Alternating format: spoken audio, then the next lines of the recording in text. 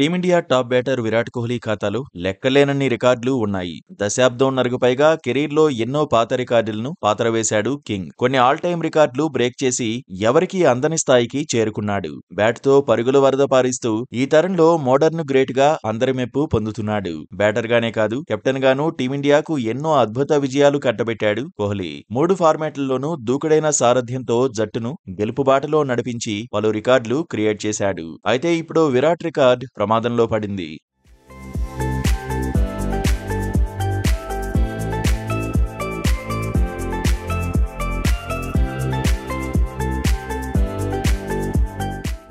T20 క్రికెట్లో టీమిండియాకు అత్యుత్తమ సారథిగా ఉన్నాడు రోహిత్ శర్మ. అతడి నాయకత్వంలో ఆడిన 62 మ్యాచ్ల్లో భారత్ 50 విజయాలు నమోదు చేసింది. పొట్టి ఫార్మాట్లో మోస్ట్ సక్సెస్ఫుల్ ఇండియా కెప్టెన్స్ లో హిట్ మ్యాన్ తర్వాతి స్థానంలో లెజెండ్ మహేంద్ర సింగ్ ధోని ఉన్నాడు.